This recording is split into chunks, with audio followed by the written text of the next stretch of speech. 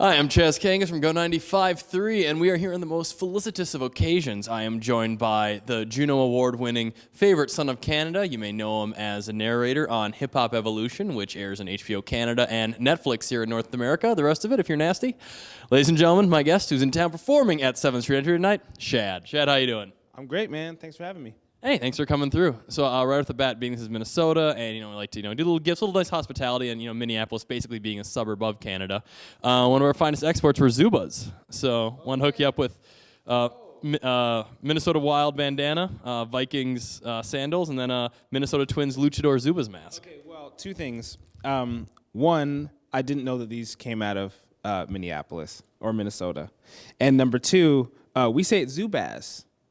Is that what it is? Zubas? Yeah, it's Zubas. Yeah, no, we thought it was Zubaz, and I also thought they weren't around no more. Oh no, they came back. They had a really major resurgence doing like the super nostalgia run of like the early 2010s. So yeah, now it's like you go to events that are out there, places will have Zubaz night. So yeah, but yeah, I wonder if Zubaz might be if you pronounce it Zed. For us it's Z. So just kind of and being like there's two Zeds in there. I know because we don't take the name of the Lord Zed in vain. So one of those sort of things. So cool, man. I hope you dig them. Yeah, Hey, thanks for coming out. Cool. So this tour now, I'm noticing now the sweet Project Bloat hoodie. So at what point along the tour are you now? Like, were you in the West Coast before coming here? Or? So we started in Toronto. We're making our way west. So we were in Grand Rapids, Chicago, here, and then we go up to Canada, do the rest, go west. Yeah. Nice. Yeah. And tonight you're rocking at 7th Street Entry. And have you rocked at 7th Street First Step before? Yeah. My only club show I've ever done in Minneapolis was there. I want to say like 4 or 5 years ago. Oh, so like Flying Colors era? Exactly, yeah, for the Flying Colors tour. So yeah, that's the only place I've ever played here, aside from Soundset a few years ago too. Sweet. Speaking of which, so the new record, A Short Story About War, your first one in 5 years since Flying Colors, for a hip-hop record since then, yep. So in the meantime, you've been really busy with a lot, and then to have this record now be a concept record, was it very different getting into that mindset for turn and then to have a sort of concept record as opposed to the last couple go-rounds? Yeah, different. Yeah, definitely different. In the sense that I feel like up to Flying Colors, all of my albums were sort of, how can I put it? Sort of like one story, really just kind of like me, Shad, and this is the story of me figuring stuff out and what I'm thinking about and, my life and things like that. And I feel like this is kind of moving out of that story and into a different story. It's a concept. It's like looking outwards more than it's looking inwards and sort of, creating this world that parallels our own. And trying to understand some things through that metaphor. So yeah, totally different feeling. Yeah. So when putting together something like this being a concept record and, and telling that story and having the different parts of the Fool and, and the narrative weaving in and out of it, do you find that when recording it, it's a lot more you have the idea for the song and then you fit it into the narrative, or does the narrative then create the idea for the songwriting? Mm-hmm. So it all started for me with this story, with this narrative, somewhere between a narrative and an image, actually, really. I just kind of saw this desert world. I saw this war. I saw these different characters. And it's less of a narrative in the sense that, like, I don't know if there's a conclusion. It's just sort of like a scenario, I guess we could say. And so the creative challenge became, okay, well, I want to describe what I'm seeing, like, in my imagination. But I don't want to make, like, just a narrative thing. Like, I kind of want to make the metaphors and the sort of parallels very clear, So yeah, I wanted it to weave between our world and this imaginary world. And so so some of the songs were very much like, okay, I want to describe this about what I was seeing. And other songs are like, I kind of want to describe this about our world and our interior world, but also weave in some of the images and stuff from this story. So yeah, a bit of both. Gotcha. And so that then lends itself to make it easy to weave that into a live show when you have stuff from your previous records. So yeah, totally. Yeah, I was thinking about that, and I was also just thinking about somebody listening and engaging with the imagination is something I wanted to do with this album, but also it's kind of a lot to ask people to just go into another world and not give them. Is the thing I realize is different about hip hop, than writing. Like in writing, you don't explain your metaphors. Like with hip hop, you kind of do. Like, you know what I mean? Like I used to love her. Like you say at the end, this is the, you know what I'm saying? So, For anyone who may have not picked up at the end who Common was talking about, you know, that. yeah, it's like this is. I realize that in putting these songs together, like you make those connections very clear and even explicit. And so yeah, that's gonna help with the live songs too. You know, I'm not just going from like some weird universe and then back to an old catalog song that's very much about me and my life. Yeah. So then with this record too being clocking it around like 39, 40 minutes, you find the brevity like really helped you to deliver on that and not get too either overabundant with it or just keeping things going? Yeah, I mean, it's. I think it's daunting enough for someone to go, I'm gonna sit down and listen to this concept album. It's even more if they're like, and it's like 75 minutes or something like that. So yeah, like brevity was important for me with this. I wanted to. I even cared about calling it a short story about a war. I just don't want to like intimidate people with the whole idea. I want them to be able to feel like this is something approachable. Yeah. So that in mind, with the approach of it, one thing that I found really cool is when you released it, it came with the tarot cards. I'll pull these up right now. So what was the idea about having it with the short story about war, and then like, do you had an interest in tarot cards prior to this, or is there a story behind the? Not really tarot cards exactly, but like the album, like it came out of this image again, like this scenario, this story, and so I wanted to do more visual stuff than I usually do, and more like tactile stuff, you know?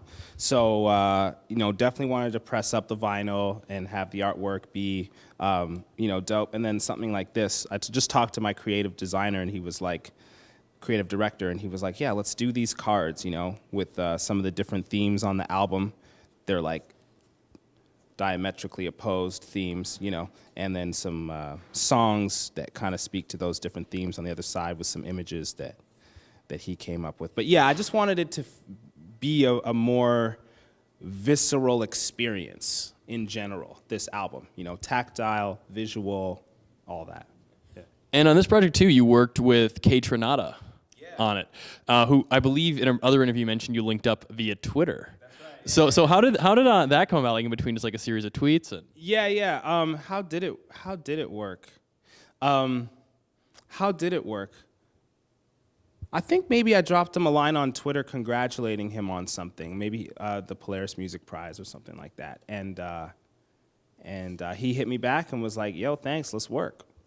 I was like, yeah, bet. Like, I think he's amazing. You know, really, really special in terms of the vibes that he can give people. It's like a very special vibe that people really love, like colorful, you know, vibrant, and yeah, and a dope young Haitian Canadian. There you go. Because I know he first popped up on my radar when he did the record with Buddy. Yeah. And that was just so cool. And then, you know, and this, you know, and still dope, but it sounds, you know, just like so worldly different. So yeah. Oh, he's actually amazing, you know, and especially given his age. Like I heard he'll just fly to Brazil. You know, he won't just be like, let me dig on YouTube Bossa Nova records. He'll be like, no, I'm gonna go to Brazil. I'm gonna go actually feel it, like feel the culture and feel where those sounds come from. So just like that maturity is amazing, like in a young guy, and that passion for music, like he's special. He's special. Cool. Well, speaking of special, how was it doing the narrative work for Hip Hop Evolution? Yo, super dope. Yeah, I really lucked out being a part of that. I know the director and the writer really well. They're Toronto dudes. I don't know if you ever got Pound Magazine. Maybe not. It's the best hip-hop magazine Canada's ever made. And the guy who was the editor-in-chief of that and founder of that magazine is the head writer. So he called me in for a meeting along with the director, Darby, that I knew from You Guys Didn't Get Much Music, but it's our MTV. Funny thing about Much Music, we got it in the arcades here in like the 90s because for whatever reason it was like cheaper to have that than to have like MTV beamed into it. So we'd go and we'd, you know, be playing the Mortal Kombat, then look up and Much Music would be there. So we know our Much Music, yeah. Yeah, so Darby, the director of Hip Hop Evolution, programmed the rap show on Much Music. So, you know, on the strength of their resumes, I sat down with them and they're like, this is what we want to do. Would you want to host it? I was like, yeah, obviously. Like, how's that not going to be the best? And it was really, really cool. It's been really, really cool. Yeah, we're still working hard on on Hip Hop Evolution, making a couple more seasons. Sweet. And then speaking of the hosting work, so this is just something because I'm endlessly fascinated by this guy. During your time on The Q with the CBC, you interviewed Norm Macdonald. What was that like? Norm's the best. Norm's the best. Yeah, like he is. He's such a fascinating man. You know, so funny, so dedicated to his craft. But there's like a very endearing quality to him. There's like a sensitivity there, and a unique kind of intelligence. I mean, he's just obviously smart, witty guy, but yeah, I mean, very literary. Like loves. You can just tell in his jokes and stuff too. Like he writes with a precision that's just like really admirable. But yeah, he was the best. He was the best. Yeah, there's a couple times he made me laugh, and I could barely get back to the mic. He has this transcendently funny thing about him where it just comes out and you feel it like in the soul. Yeah. So. Yeah. There's like always his jokes are funny, and then also just little things he'll say that are just, you know, just as funny as whatever the punchline is of his joke. Yeah, he's amazing. Cool. So right now, you know, coming back now with this new record and with it being, you know, 5 years prior before this one, do you have immediate plans like working on something new or potentially in this sequel-heavy era of Rap Records doing, you know, perhaps TSOL Part 2 or? Yeah, I never even like thought about that, but yeah, I'm already working on some new music. A lot of stuff, like when I started out working on this album, I was working on a lot of material. Some of it was definitely this project, and others was just stuff, you know? And so I feel like I already have a bank of stuff to start working on the next thing. And yeah, I'd love to do something that is, just different, you know? This was like dense and heavy and like really what I wanted to say and what I felt I had to give. But there's another vibe I really love to give people. And so I want to work towards that, yeah. Sweet. So finally, the last time we spoke, which was for LA Weekly, I believe, in about 2015, and that was like right after you had gotten your master's, and we talked about the differences in touring and going around, you know, having completed that. And the time since, congratulations on getting married and having a child. So has that changed much of the writing perspective on it and the touring levels? Yeah, a little bit. The album came out in the fall, but I didn't get to do all the touring in the fall because that's when my daughter was born. So that's changed things a little bit, just like logistically. But I'm also thinking about, what will this mean as far as songwriting and stuff? I mean, new stories. But yeah, I mean, it's different writing about your life when you're a single person, you know. With family, it's like different. There's a kind of a responsibility to like keep family, keep it private, you know? So I'm still trying to figure out what to do about that. New frontiers, you know? Yeah. So just curious then, like that in mind, has that made you like want to look back at the phrasing of any things you did in like previous records, or is it, you know, just, yeah? I try not to think about it. I try not to think about it, but yeah, I never even thought I'd get to that point where I'm like regretting old lyrics or whatever. But yeah, that's probably a reality. Yeah. Right now, it's a snapshot of what it is, you know, progressing towards the future. So yeah, I think so. But also, when I started, like, I made my first album in 2005, and at that time, like, stuff didn't really last. You know what I mean? Especially like in the world of independent music. You know, you might be in a couple CD stores, but by the time you make your next thing, then that one's bumped behind, and then it's not in print. Like, it's not in print. People can't even access it. So now we're in a different world where like your streaming page has all your albums just right there, like looking all the same. You know what I mean? So that was just a reality that I don't think anybody really prepared for. Yeah. Especially when you consider, and I taught a music program for 7 years in Harlem, and during that stretch from like 2008 to 2015, it used to be, at first no one's spending money on music, you just download what you want, and then it became like sports teams, and it became kids could download artists' entire discographies, and the time it takes me to say this sentence, like it's wild, just how much is the permeance of it too.